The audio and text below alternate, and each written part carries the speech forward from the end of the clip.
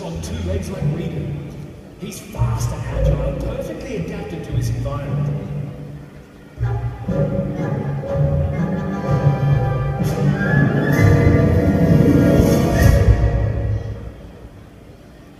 The story of dinosaurs is not always a pretty story.